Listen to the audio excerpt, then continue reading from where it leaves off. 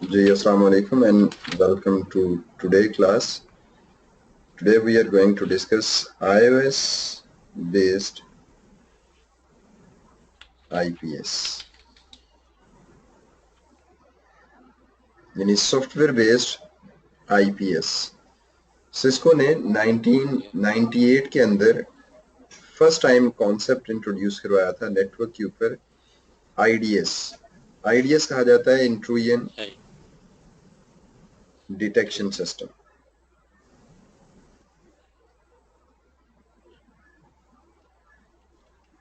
Intrusion detection system, intrusion कहते हैं किसी भी अनवांटेड एक्टिविटी को, मैं किसी भी तरह से अगर कोई यूजर अनऑथराइज्डली आपके नेटवर्क के अंदर एंटर होने की कोशिश करता है या आपके नेटवर्क के अंदर किसी भी अनडिजायर्ड एक्टिविटी को परफॉर्म करने की कोशिश करता है तो उसे हम कहते हैं ये इंट्रूजन है।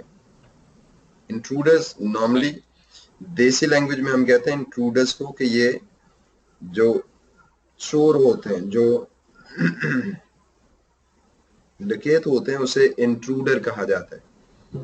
तो टेक्निकली स्पीकिंग हम कहते हैं इंट्रूडर नेटवर्क की इस्तिलाह में कोई भी ऐसी एक्टिविटी जो आप एक्सपेक्ट नहीं करते अपने नेटवर्क के ऊपर। तो सिस्को ने उस इंट्रूजन को डिटेक्ट करने का जो मैकेनिज्म डेवलप किया उसे उन्होंने नाम दिया IDS, इंट्रूजन डिटेक्शन सिस्टम। और इंट्रूजन डिटेक्शन एक्चुअली दो तरह से होती है, एक सॉफ्टवेयर बेस्ड होती है और एक को कहते हैं हार्डवेयर बेस्ड। तो एक्चुअली सिस्को ने 98 के अंदर पहली दफा hardware based intrusion detection system develop किया था। उसके लिए बाकायदा सिस्को का हार्डवेयर बॉक्स है जो नेटवर्क के ऊपर कनेक्ट किया जाता है और उसके लिए बाकायदा सिस्को ने एक आइकन डेवलप किया कि IDS या IPS को रिप्रेजेंट किया जाता है इस तरह से कि ये ट्रैफिक आती या जा रही होती है इसके अंदर से और ये इसके ऊपर एक वो लेंस अदसा लगा के उस ट्रैफिक को मॉनिटर कर रहा होता है कि इसमें से क्या चीज थ्रो हो रही है। ठीक है, यानी एक्चुअली जो डिटेक्शन का सिस्टम है, जो मैकेनिज्म है इंट्रूजन डिटेक्शन का, इट इज जस्ट लाइक कि आपने किसी भी ऑन गोइंग एक्टिविटी के ऊपर एक सर्वेलेंस कैम लगा दी, आप उसको रिकॉर्ड कर रहे हैं कि जैसे अगर कोई घर है तो घर के मेन एंट्रेंस के ऊपर एक सर्वेलेंस कैमरा लगा दिया जाता है जिससे ये पता लगता रहता है कि कौन आया, कौन गया, उसने क्या किया, किस टाइम पे आया, कौन कौन सी एक्टिविटीज उसने की। उसे हम कहते हैं ये एक मॉनिटरिंग सिस्टम है। इस मॉनिटरिंग सिस्टम के अंदर जो अच्छी चीजें हैं वो तो जाहिर बात है, हमें पता लग रहा है कि कौन आ रहा है, कौन जा रहा है, किस टाइम पे आ रहा है, किस टाइम पे जा रहा है, तमाम चीजें हमारे सामने हैं। लेकिन इसके अंदर जो बुरी चीज है, जो इसके अंदर डेफिशिएंसी है, वो ये है कि इंट्रूजन डिटेक्शन सिस्टम किसी को मना नहीं करता। जैसे सर्वेलेंस कैम है तो अगर कोई चोर आता है, चोरी करता है, वो चीजें उठा के ले जाता है तो कैमरा सिर्फ उसकी रिकॉर्डिंग कर रहा होता है। कैमरा आगे जाके उसको रोकेगा नहीं कि भाई तुम गलत काम कर रहे हो, तुम्हें इजाजत नहीं है इस चीज की। इसी तरह टेक्निकली स्पीकिंग अगर नेटवर्क की लैंग्वेज में हम एक बॉक्स लगा देते हैं जो ट्रैफिक की मॉनिटरिंग कर रहा है, तो एक्चुअली वो सिर्फ हमें रिपोर्ट जनरेट करके बताता है कि ये एक गलत काम किसी ने इतने बजे किया था, इस IP एड्रेस की मदद से किया था, या उसने ये एक्टिविटीज की थी। तो लेटर ऑन नेटवर्क के ऊपर इस चीज को आहिस्ता आहिस्ता, स्टार्ट में तो बहुत ज्यादा जिसे कहते हैं पजीराई मिली, बहुत ज्यादा अप्रिशिएट किया गया, लेकिन ग्रेजुअली जब इस चीज को फील किया गया कि सिर्फ डिटेक्शन से वी आर गेटिंग नथिंग, अगर हैकर या अटैकर आता है वो अटैक या हैक करके चला जाता है तो हमने अचीव कुछ नहीं किया सिवाय एक लॉग मैसेज के कि ये काम गलत हुआ। तो लेटर ऑन इसी को सिस्को ने फिर इंप्रूव किया और कॉन्सेप्ट दे दिया IPS,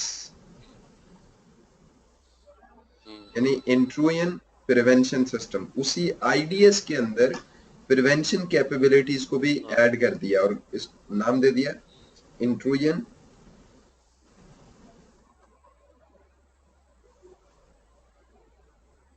prevention system.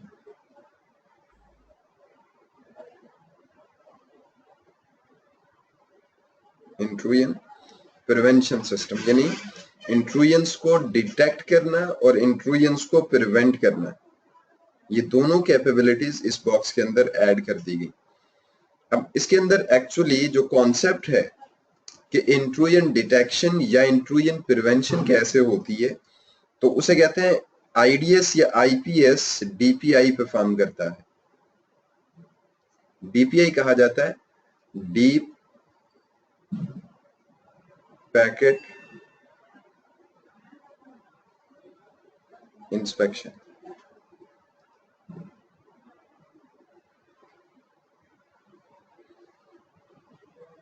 Deep packet inspection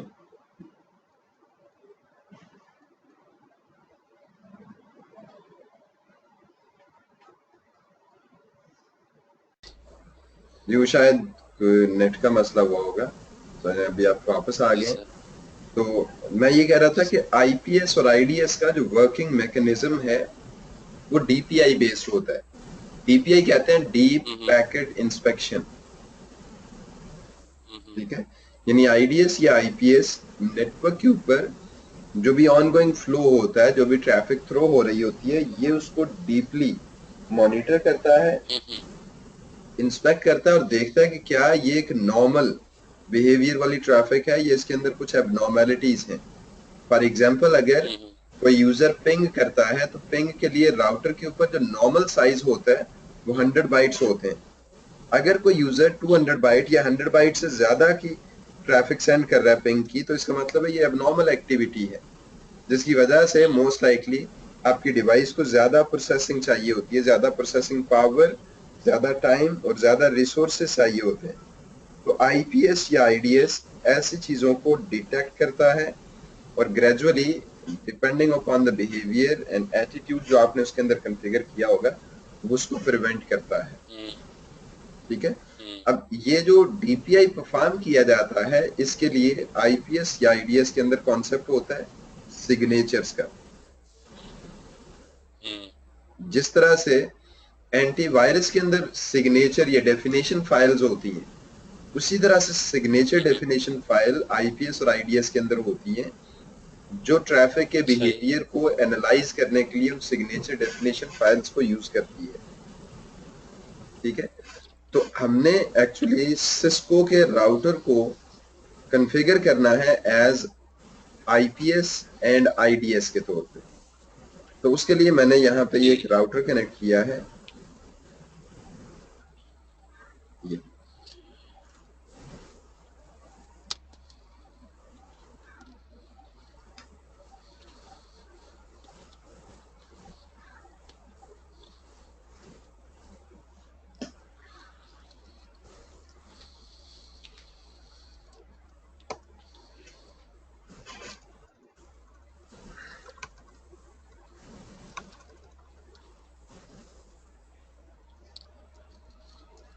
जी। तो मैं इसको आईपी एड्रेस असाइन करता हूँ, interface FA0/0 no shut IP address 100.100.155 no shut, और इसी तरह दूसरी साइड पे इंटरफेस FA0/0 नो शट और आईपी एड्रेस 100.100.2। ये हमने नॉर्मल आईपी एड्रेस की बेसिक कॉन्फ़िगरेशंस की पॉइंट टू पॉइंट इंटरफेसेस के ऊपर। अभी अगर आप R1 से लिखें पिंग 1.1.1.2 तो ये आपको नजर आएगा कि ये 100 बाइट ICMP एक्कोस सेंड किए जा रहे हैं 1.1.1.2 के ऊपर। तो राउटर 2 उसको नॉर्मल ट्रैफिक कंसीडर करता है और उसको प्रोसेस करता है। अब अगर आप यहां से करते हैं ये और साइज 2000 तो पिंग हो रहा है और हमारे लिए ये सीमलेस ट्रांजिशन है 100 बाइट के साथ भी और 2000 बाइट के साथ भी। लेकिन राउटर का जोर थोड़ा ज्यादा लग रहा होगा, ये देखिए, ये आपको नजर आ रहा है जो टाइम लग रहा है ना राउंड ट्रिप के ऊपर, उसके ऊपर फर्क पड़ता है और आपकी मशीन ज्यादा एंगेज होती है, तो तकरीबन 5 गुना ज्यादा टाइम लगाना पड़ रहा है, ठीक है। तो हम इस टाइम को वापस ये इस एबनॉर्मल ट्रैफिक को नॉर्मल के तौर पे लेके जाना चाह रहे हैं या एबनॉर्मल को अवॉइड करना चाह रहे हैं। तो मैं R2 के ऊपर जाके लिखता हूँ IP audit, name ABC, attack action alarm. तो कि तुम IP ऑडिटिंग करो। ऑडिट का मतलब है किसी भी इनवैलिड एक्टिविटी को या किसी भी रॉन्ग ट्रैफिक को अलाउ ना करो। और क्या करो जब अटैक होता है तो एक्शन क्या होना चाहिए? अलार्म। अलार्म का मतलब है एक मैसेज जनरेट करो, एक अलर्ट प्रोड्यूस करो। और इंटरफेस FS0/0 पे कहते हैं IP ऑडिट ABC इन। IP ऑडिटिंग करो जब ट्रैफिक 0/0 पे अंदर आती है। सही। तो देखिए मैं यहाँ से अब लिखता हूँ, ये देखिए ये नॉर्मल साइज की पिंग है, तो राउटर 2 ने कुछ नहीं कहा, कोई मैसेज नहीं दिया क्योंकि नॉर्मल एक्टिविटी है। हाउएवर अगर आप राउटर 2 से एबनॉर्मल ट्रैफिक भेजें तो ट्रैफिक जा तो रही है लेकिन राउटर कुछ आपको बता रहा होगा। राउटर 2 पे जाएं, कह रहा IDS ICMP fragment signature 2150 fragmented ICMP traffic from 100.1 to 100.1 कि किसी ने ज्यादा बड़े साइज की ट्रैफिक सेंड की है और इस राउटर को उस ट्रैफिक में फ्रेगमेंटेशन करनी पड़ी है। और डेफिनेटली फ्रेगमेंटेशन को कहते हैं कि ये एक ऐसा काम होता है जिसे हम अटैक कंसीडर करते हैं। सर तो ये मतलब ये है कि इसको कैसे पता चला कि ये सिग्नेचर में ये चीज डिफाइन थी पहले से? ये सिग्नेचर में डिफाइन होती है कि अगर तुम्हें नॉर्मल से बड़ी ट्रैफिक ICMP की मिल रही है तो इसका मतलब है कि राउटर को फ्रेगमेंट करना पड़ेगा। अच्छा अच्छा, मतलब ये, और ये IDS में होगा कि सिर्फ इसको रोक देखा है, उसने रोका नहीं? रोका नहीं है, एग्जैक्टली उसने डिटेक्शन कर लिया लेकिन ट्रैफिक ड्रॉप नहीं की। अब इसी को अगर आप IPS बनाना चाह रहे हैं ना तो इस कमांड के आगे लिख दें ड्रॉप, तो ये IDS प्लस IPS बन गया। अब मैसेज भी देगा और ट्रैफिक रोकेगा। देखें R1 से नॉर्मल पिंग करें, नॉर्मल पिंग को कुछ नहीं किया उसने, सही। लेकिन ज्यादा बड़े साइज की पिंग आप भेजें, हमने कोई ACL नहीं लगाई, तो ट्रैफिक रुक गई। क्यों? क्योंकि अब अगर आप यहाँ पे आके देखें तो सिग्नेचर चूंकि नॉर्मल ट्रैफिक वाला नहीं है, कह रहा है कि ये फ्रेगमेंटेशन करनी पड़ रही है लिहाजा इसको रोक। सही सही सही सही। इसे कहते हैं ये तो है। ये जो जी सर, दीदी बोलिए।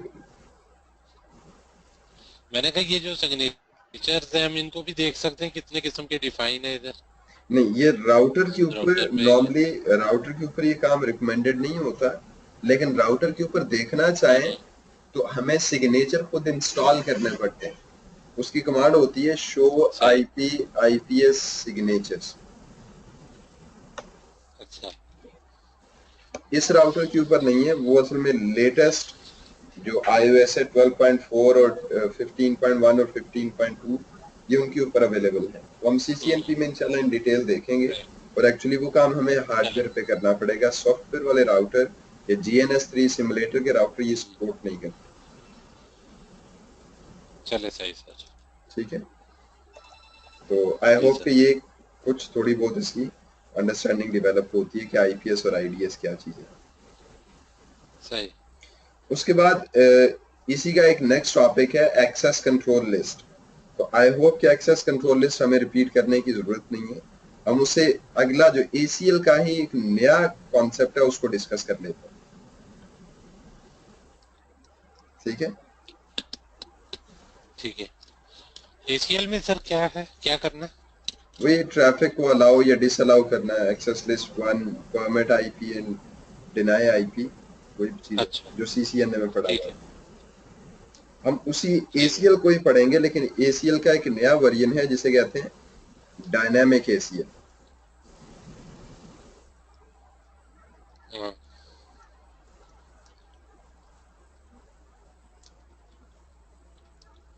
डायनामिक ACL का कॉन्सेप्ट ये है कि ये एक बड़ी स्टैंडर्ड प्रैक्टिस है कि अगर ये आपका नेटवर्क इंफ्रास्ट्रक्चर है, कंपनी आपको एक लैपटॉप देती है, ये कंप्यूटर देती है और कहती है कि अगर आप within the organisation communicate करेंगे एक यूजर से दूसरे तो इट्स नॉर्मल एक्टिविटी। लेकिन अगर कोई यूजर यहाँ से इंटरनेट के ऊपर जाने की कोशिश करेगा तो ये राउटर आपको यहाँ पे रोकेगा और कहेगा कि अपना यूजर नेम और पासवर्ड बताओ। आप यूजर नेम पासवर्ड लिखेंगे तो इस राउटर के ऊपर तमाम वो लाइंस ऐड कर दी जाएंगी या तमाम वो वेबसाइट्स अलाउ कर दी जाएंगी जो आप चला सकते हैं। सही। एक तो ये है कि मैं इस राउटर के ऊपर खुद स्टैटिक एसीएल डिफाइन कर दूं कि कोई भी यूजर आए तो उसको ये 2 लाइनें, ये 3 लाइनें, ये 4 वेबसाइट, ये 6 वेबसाइट्स अलाउ कर दूं। दूसरा ये है कि यूजर आए, जैसा जो ऑथेंटिकेट नॉर्मल करे। हम करते हैं। जी जी, यूजर आए वो ऑथेंटिकेट करे और ऑथेंटिकेशन के बाद वो लाइनें ऐड हों ताकि राउटर की जो परफॉर्मेंस है सही वो डिग्रेड ना हो, क्योंकि जितनी लाइनें ज्यादा होंगी उतना सही। ट्रैफिक का जो फ्लो है वो डिस्टर्ब होता जाएगा, क्योंकि आने वाला हर पैकेट लाइंस ऑफ एसीएल्स को रीड करेगा।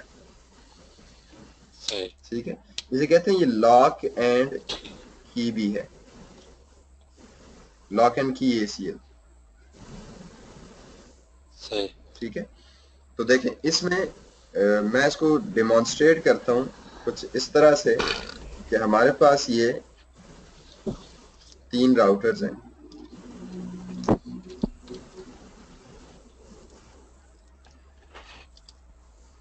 राउटर 2 जो है ये हमारा इंटरमीडिएट डिवाइस है, ये गेटवे है जिससे हमने गुजर के जाना है, 0/1 और 0/0। राउटर 3 हमारा इंटरनेट है और राउटर 1 हमारा क्लाइंट है। तो ये राउटर हमें रोकेगा और ऑथेंटिकेट करवाएगा। देखें कैसे, मैं पहले बेसिक आईपी एड्रेसेस लिखूंगा। जब तक ये ऑन होते हैं मैं ये आईपी यहाँ पे ड्रॉ कर देता हूँ, आप लिख लीजिए।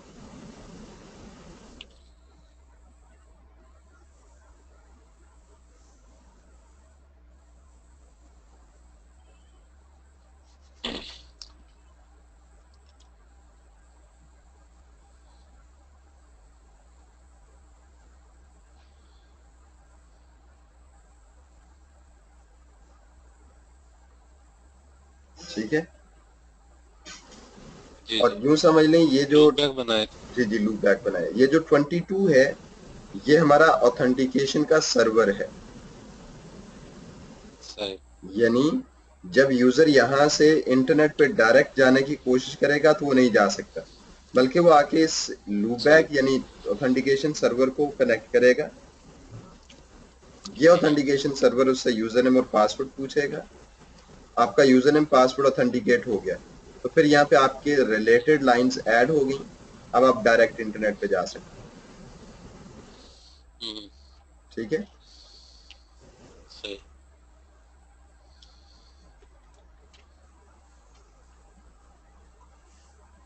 तो देखिए मैं जरा ये आईपी एड्रेस कॉन्फ़िगर करता हूँ।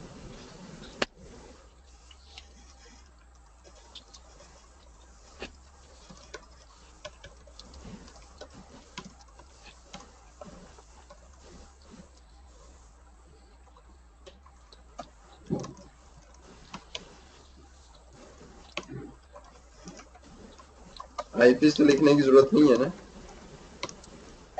नहीं नहीं, वो तो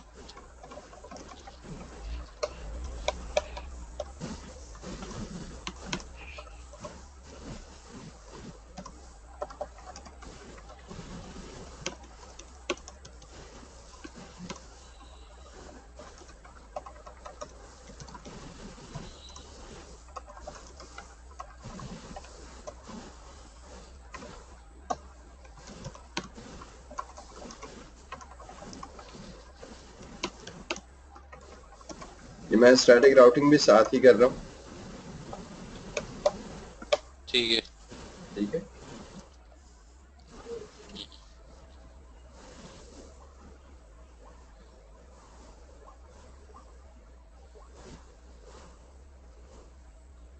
R3 के ऊपर मैंने राउटिंग कंप्लीट कर दी है, R1 के ऊपर ठीक है। तो डिफॉल्ट राउट भी डाल सकते हैं। ये बिल्कुल डाल सकते हैं।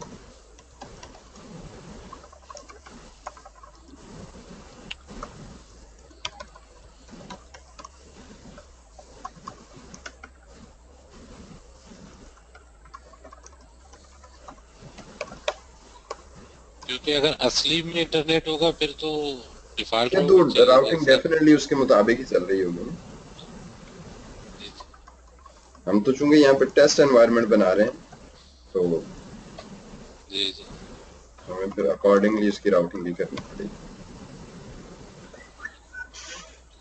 ये 11 क्या है सर?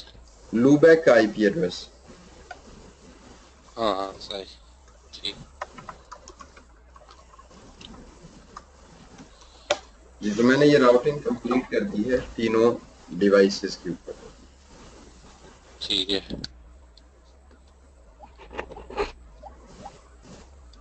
अब हम चलते हैं R1 पे। अभी अगर आप लिखें, बल्कि R3 पे पहले जाके मैं लिखता हूँ line VTY 0 password Cisco login. ठीक है। R1 से लिखते हैं टेलनेट 33.3.3। तो ये टेलनेट आपका सक्सेसफुली राउटर 3 पे होना चाहिए। ये हो गया। जी सर। हो गया हो अब जो ACL है वो हमने अभी अप्लाई नहीं किया, अभी सब कुछ अलाउड है।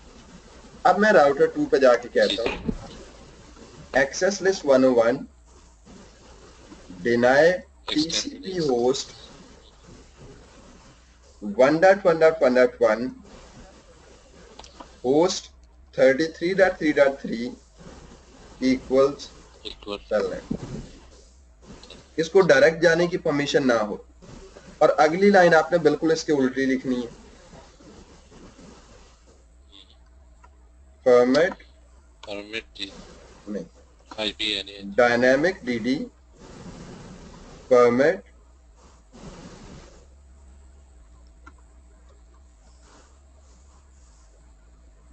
IP होस्ट 1.1.1.1 से होस्ट 22.2.2.2 बस। Equals telnet. IP नहीं, यहाँ पे TCP लिखना है। Sorry,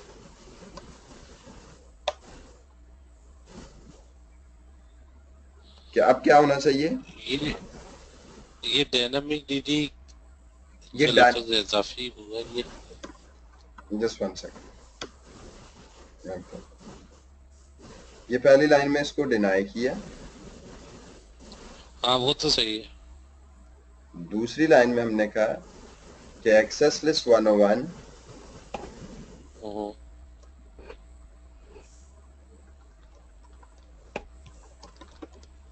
format TCP host TCP 1.1.1 IPNA आते थे। Host 22.2.2 equals telnet. अब इस केस में अगर इस ACL को सही है। देखें, तो ये ACL तो पहली लाइन को अलाउ करेगी, पहली लाइन को मैं, डिनाई करेगी, बाद में परमिट होगा ही नहीं। हाँ, इसके अंदर अब कहानी ये है ना कि अगर ये लाइन इस तरह लिख दी जाए तो लाइन नंबर 2 के मुताबिक जो भी यूजर 22 को टेलनेट करेगा 1.1.1 से, वो तो राउटर 2 को एक्सेस कर रहा होगा। हाँ। हमने राउटर 2 को एक्सेस नहीं करना, हमने उसको ऑथेंटिकेट करना है। तो इसका मतलब है ये लाइन इस तरह नहीं होगी। फिर मैं इसको खत्म कर रहा हूँ, अब समझाने के लिए मैं दोबारा लिख रहा हूँ। ये डिनाई करो और जो डायनामिक वाली कमांड है उसको ऐड कर दो। और अगर ये लाइन अच्छा। ऑथेंटिकेट होती है तो क्या करो, फॉर्मेट TCP होस्ट 1.1.1 से होस्ट 33.3.3 इक्वल्स टेलनेट। बात समझ आई? हम्म। अगर लाइन नंबर 2 जो है, अगर लाइन नंबर 2 ऑथेंटिकेट होती है तो उसके नीचे वाली लाइन अलाउ करेगा वो। अब मैं लिखता हूँ सही है। लाइन VTY 0 स्पेस 4, ये जो भी लाइन आपने लिखी, इसमें कहते हैं auto command access enable time out 2 minutes, 2 minute का टाइम आउट दे दिया, log in local.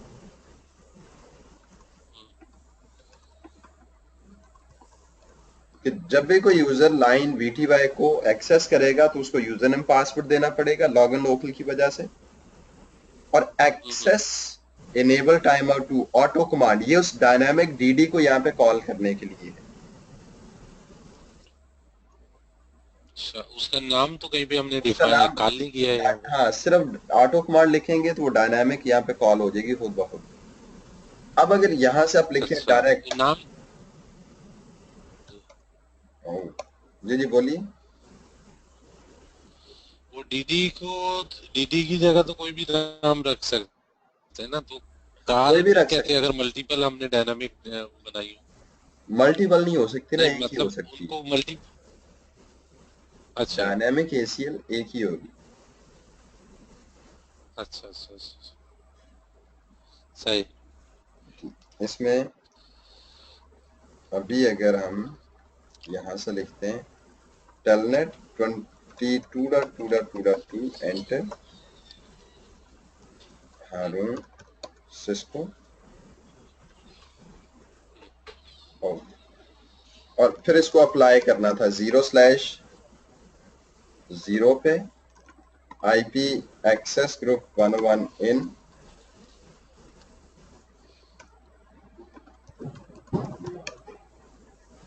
No input 0/1। I am sorry, हमने गलत इंटरफेस पे अप्लाई कर दिया।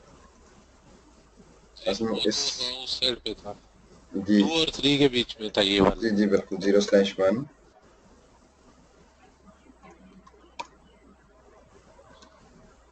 ये टेलनेट की है 22 को, हाँ कह रहा है कि नॉट अलाउड।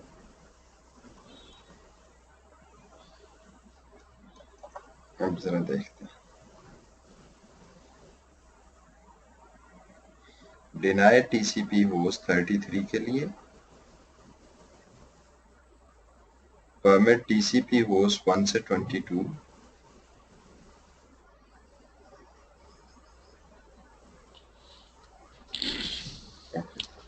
ये ACL असल में किए हुए बड़ा अरसा हो गया, मुझे उसका ऑर्डर जो है ना वो थोड़ा सा मिक्सअप हो रहा है। दोबारा ट्राई करते हैं, मैं एक्सेस लिस्ट बनाता हूँ, आप मुझे सिर्फ 1 मिनट दें, मैं ये लाइन जरा दोबारा श्योर। डिफाइन करूँ। परमिट TCP होस्ट 100.1 से host 22.2 equals 23, access list 101 dynamic DD, नाम कोई भी रख सकते हैं, डबल A रख दें। परमिट TCP होस्ट 100.1 से host 33.3.3 equals 23 and access list 101 deny TCP host 100.1 से host 33.3.3 equals 20 और line user name Haroon, password Cisco, line VTY 0/4,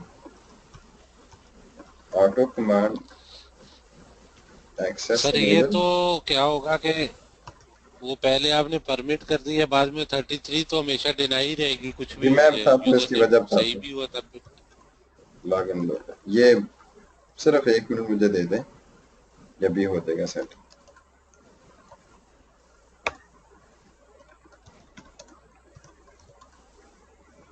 yes,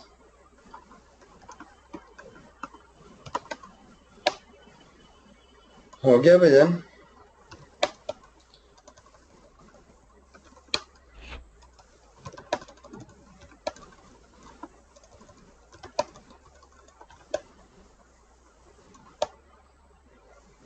असल में बड़े लंबे अरसे बाद जो है वो इन ACLs को एक दफा वो दोबारा हमने किया है, तो इस वजह से थोड़ा सा टाइम लगा है। अच्छा देखिए, शो रनिंग करता हूँ। अच्छा हमने क्या लिखा था,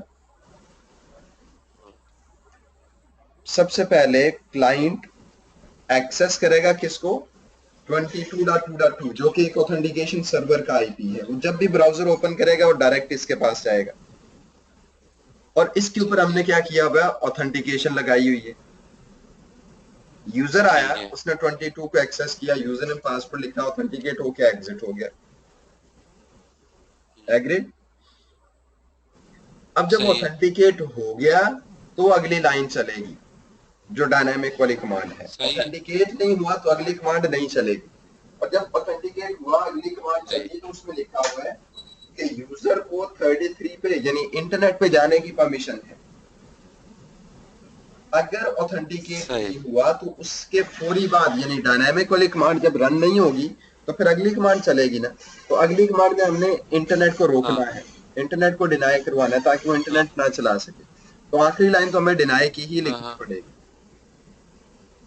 हाँ हाँ, यानी अब देखें, जब आपने लिखा शो एक्सेस लिस्ट एंटर, उसकी ऑथेंटिकेशन हो गई थी।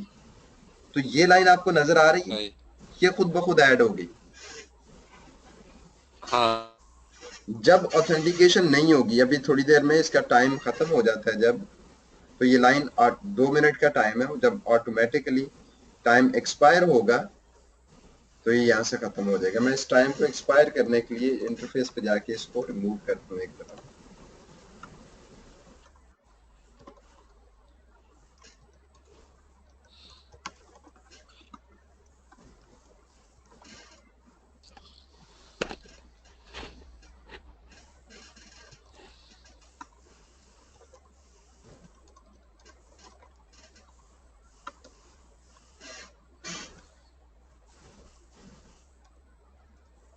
ये देखें अभी कितनी लाइनें रह गई हैं, तीन। 3 लाइनें। अब इस केस में अगर R1 यानी क्लाइंट डायरेक्ट जाने की कोशिश करता है, टेलनेट 33.3.3 मैं एंटर करता हूं तो क्या कहता है, हाँ डेस्टिनेशन अनरीचेबल। क्यों? सही। क्योंकि यहाँ पे अगर आप मैच देखेंगे तो लाइन नंबर 30 वाली लाइन पे मैच हुआ है, वो ना पहली पे हो रहा है ना दूसरी पे हो रहा है, हाँ तीसरी पे जा ही नहीं सकता डायरेक्ट। अब उसे लाजमी सही तौर है। पे टेलनेट करना पड़ेगा या उसको एक्सेस करना पड़ेगा किसको, 22। 22.2। इसको किया, उसने कहा यूजर नेम बताओ, मैंने लिखा हारून, पासवर्ड बताओ, मैंने लिखा सिस्को। ऑथेंटिकेट होके वो राउटर 2 के अंदर नहीं गया, उससे बाहर निकल आया, सही। ऑथेंटिकेशन हो गई। अब यहाँ पे शो एक्सेस लिस्ट हाँ करें, शायद आपको फर्क समझ आए। हाँ, अगर ऑथेंटिकेट सही। हुआ तो लाइन डायनामिकली ऐड होगी, अगर सही। ऑथेंटिकेट नहीं हुआ तो इंटरनेट पे नहीं जा सकता। सही। बात समझ आ गई? तो ये बिल्कुल समझ गया मैं सर। तुम अगर ये इसने इसमें परमिट ही क्यों किया, हो सकता है मैंने इस लाइन में किसी चीज को रोकना चाह रहा हूँ। रोक दें, वो तो आपकी ये चॉइस तो है ना। यूजर नेम और पास। मैंने तो आपको जी वो जी, चीज नहीं नहीं, बताई है, ये जो मतलब एक लाइन थी। सिनेरियो है कि आपने यूजर को जी इंटरनेट की जी। 2 वेबसाइट्स अलाउ करवानी है, वो इसमें डाल दें। आपने कोई फॉर एग्जांपल यूजर हाँ पोर्नोग्राफिक वेबसाइट्स ओपन करता है, आपने उन वेबसाइट्स को डिनाई हाँ करवाना है, हाँ तो आप इसके अंदर उस वेबसाइट का हाँ एड्रेस हाँ लिख देंगे। आप चाह रहे हैं यूजर फॉर एग्जांपल को टोरेंट रन करता है तो टोरेंट का कोई आईपी या उसकी कोई एंटिटी आप यहाँ पे डिनाई करवा दें। हाँ हाँ, मैं समझ। सही है, मगर सर ये तो डायनामिकली आ रही है ना वो लाइन बीच में। ये डायनामिकली आने का फायदा ये है कि अगर आप देखेंगे अब लाइनें कितनी होगी, 4, लेकिन इंटरफेस चार। के ऊपर हाँ हमेशा 4 नहीं होंगी। हो सकता है डायनामिक एसीएल के हाँ अंदर आपने 25 लाइनें लिखी हो कि जो डायनामिकली आनी है ऑथेंटिकेशन हाँ के हाँ। बाद। अगर ऑथेंटिकेशन के बगैर अच्छा। वो यूजर जा रहा है तो इंटरफेस के ऊपर हर पैकेट को वो सारी लाइनें रीड नहीं करनी पड़ेंगी, जिससे वो जो सही। डिवाइस के ऊपर बर्डन है वो रिड्यूस हो जाता है। सही। आप समझ रहे हैं? सर इसमें कोई वेबसाइट डाल सकेंगे, वेबसाइट नहीं, पे कैसे वेबसाइट का डालते हैं हम एड्रेस लोग डालेंगे, नॉर्मल है। वेबसाइट का एड्रेस डालेंगे।